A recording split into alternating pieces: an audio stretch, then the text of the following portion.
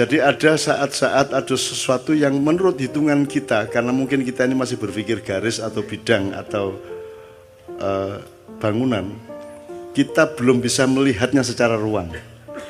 Nah, saya tetap sangat percaya kepada ruangnya Allah Subhanahu wa taala, tajallinya tadi. Jadi Andre tidak perlu menyesali sejumlah hal yang konslet atau apapun. Nah, aku iki optimis terus. Pokoknya wong kadang-kadang iku justru oleh jodoh mergo motore gembos kok. Nek gak gembos gak kepethuk arek wedok iku marah gitu kan. Jadi sudahlah, hidup itu tenang aja Anda. Makanya nyun sewu saya nambahin sedikit aja Mas Andri. Saya nurusin yang Kanjeng Lokojoyo tadi.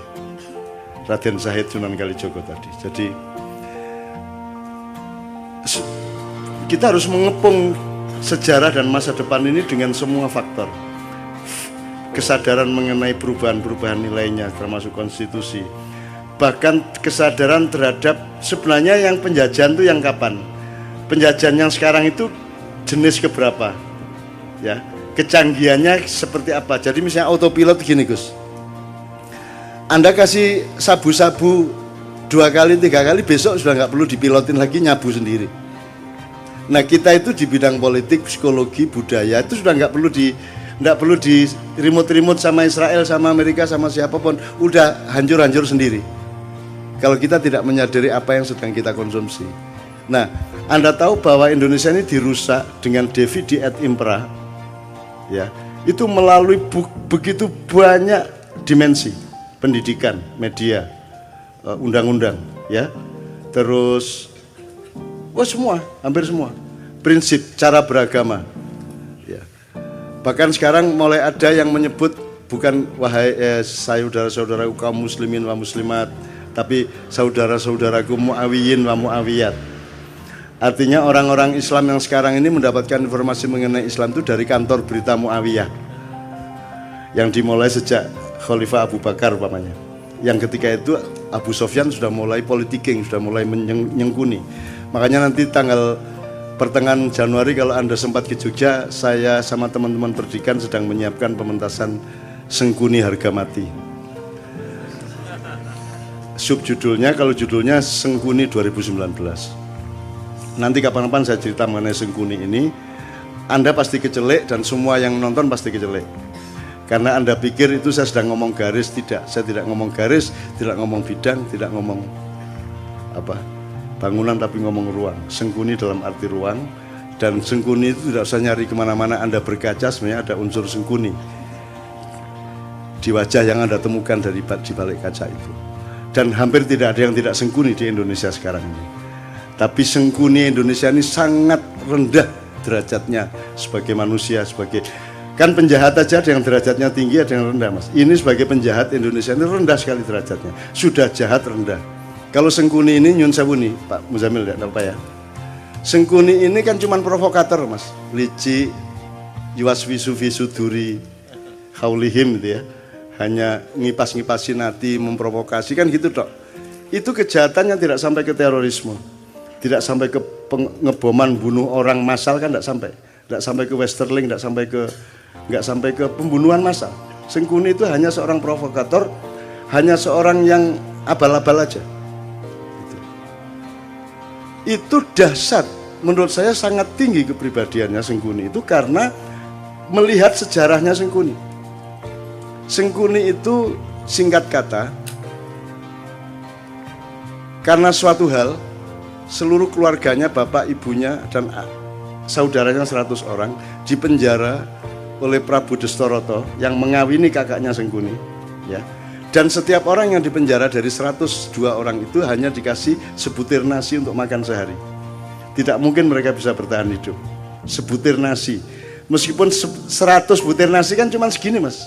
Untuk makan satu orang juga tidak kenyang, tidak akan bisa bertahan hidup. Maka singkat kata mereka berdiskusi, bapaknya ambil keputusan dan disetujui bahwa di antara 101 orang ini, 102 seharusnya, tapi yang satu kan jadi permaisurinya raja yang menghukum itu, yang wajahnya ditutup sepanjang hidupnya untuk protes kepada nasibnya dan seterusnya.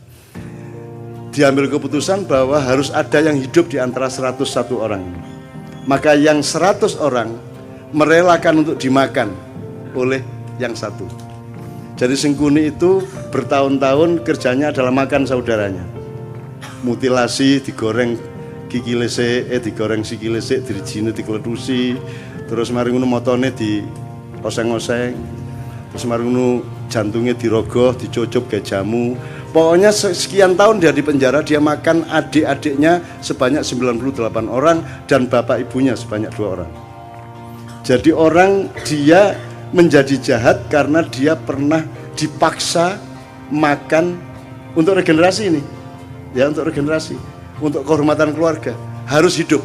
Maka cara satu-satunya untuk hidup adalah makan 98 adiknya, seperti Sumanto itu. Tapi satu persatu.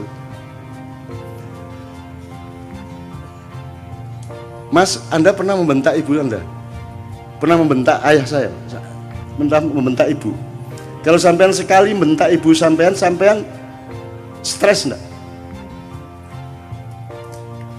Bisa enggak tidur tenang Anda? Merasa bersalahnya luar biasa, baru membentak ibu. Ini makan ibunya, bapaknya dan adiknya 98 orang. Terpaksa dia makan. Menurut Anda itu kejahatan apa penderitaan? Penderitaan. Dan orang yang menderita harus makan saudaranya sendiri segitu banyak dan bapak ibunya. Kemudian hanya menjadi seorang provokator, hanya menjadi seorang yang licik. Itu hebat enggak dia? Seharusnya Sengkuni menjadi teroris besar. Dia bunuh semua orang. Betul enggak? Harusnya dia obrak-abrik itu Astinapura, Indraprasta dan semuanya. Karena dia bermaksud baik, maunya Mbak Yunya itu kawin sama Pandu. Jadi, karena dia mempertimbangkan bibit, bebet, bobot. Perhitungannya sangat baik untuk berkeluarga. Tapi ternyata dia dikawini oleh kakaknya yang buta itu. Dan Sengkuni tidak setuju. Kemudian, tapi karena sudah keputusan bapaknya dan keluarga, akhirnya dia tetap setia mengawal Mbak Yunya menjadi permaisuri kerajaan Astinapura. Kerajaan Astinapura ini rajanya akhirnya tahu bahwa sebelum kawin sama dia, dulu Mbak Yunya ini dikawinin sama kambing. Kemudian begitu kawin, kambingnya dibunuh, disembelih. Kenapa dikawinkan sama kambing? Karena menurut perhitungan primbon, neptunya tidak cocok antara Mbak Yunya dengan suaminya. Untuk membatalkan hitungan angka tadi, ya, weton tadi, maka dia dijadikan janda, menjadi lain lagi hitungannya, menjadi sah, enggak apa-apa secara ilmu kriptologi namanya ya. Oke. Nah, marahlah suaminya, loh ternyata saya ini kawin sama janda kambing. Marah dia, ditangkap semua, bapaknya Sengkuni, ibunya Sengkuni, adik-adiknya Sengkuni, 101 orang, dikasih makan cuman sebutir beras 1 orang. Akhirnya singkat kata Sengkuni makan itu, dan kemudian dia menjadi seorang provokator, seorang yang licik, yang culas. Serakah enggak juga loh. Sengkuni korupsi apa? Enggak. Dia cuman ngesir satu yang namanya minyak tala itu toh. Dia rebutan minyak tala tumpah, terus dia bergulung-gulung sehingga dia sakti, dia tidak bisa ditembus oleh senjata apapun karena badannya sudah berlumuran minyak tala, minyak kehidupan gitu ya. Bagaimana dia bisa mati? Semar yang ngasih tahu kepada Bima. Mau Bima, iku biyen pas gulung-gulung di lengo tolo iku silite gak kena. Jadi gulung-gulung kan tetep anusnya kan tidak kena mas, yang kena bokongnya tok ya, minyaknya tidak sampai masuk. Nah itu kan tidak kebal. Akhirnya sama Bimo pakai kuku pancanaga disogok silite, cet matek deh. Itu ya, hati-hati ya mas ya. Itu. Nah teman-teman sekalian, saya yang pertanyaannya sederhana. Kalian ini pemimpin-pemimpin Indonesia ini, yang mana yang tidak Sengkuni? Terus kalian ini menjadi Sengkuni atas penderitaan apa? Kamu pernah susah apa hidupmu? Kamu pernah tidak makan? Kamu pernah makan ibumu? Kamu pernah menderita sampai seperti itu? Kamu itu atas nama penderitaan yang bagaimana sehingga kamu jahat kepada rakyat itu? Apa alasan sejarahmu? Kalau Sengkuni ada alasannya untuk jahat, meskipun kejahatan dia tidak sepadan sama sekali dengan penderitaannya. Seharusnya orang macam Sengkuni yang makan 101 keluarganya sendiri, dia dalam tanda petik berhak untuk menjadi teroris besar. Kalau dia tidak kuat, dia akan gila atau dia bunuh diri. Tapi Sengkuni sangat kuat dan sangat arif sehingga dia hanya menjadi provokator. Sementara kita dipimpin oleh Sengkuni-Sengkuni yang tidak punya alasan sejarah untuk jahat kepada rakyatnya. Kamu pernah jahat apa? Kamu pernah menderita apa? Wong kami yang tidak pernah utang seperti anak-anak utang. Kamu tidak pernah kredit seperti mereka. Kamu lancar-lancar saja kok. Ya toh? Kamu juga anak orang yang tidak miskin, cukup kaya sehingga kamu bisa nyalon kok. Urusanmu sama uang-uang besar. Atas nama apa kamu jahat kepada rakyatmu? Apa alasan sejarahmu? Dijawab dulu. Sengkuni tapi ya.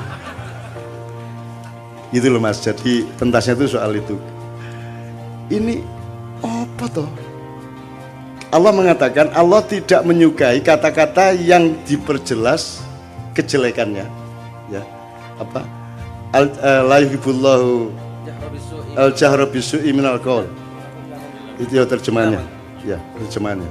La yuhibbullahu al-jahra bisu'i minal qauli illa man dzulim. Tidak, Allah tidak menyukai perkataan yang nyaring tentang keburukan kecuali orang yang didolimi. Jadi mesuh, ya boleh. Dendam, bagi orang yang didolimi. Wobol kon niku gitu ya. Itu Allah tidak suka kecuali kamu dalam keadaan dianiaya. Jadi kalau dianiaya Allah membatalkan ketidaksukaan, ya wis ora apa-apa wong kon menderita kok gitu loh. Itu hukum Allah loh. Lah ini Indonesia ini kamu itu menderita apa? Sehingga kamu kejamnya begitu rupa kepada rakyat.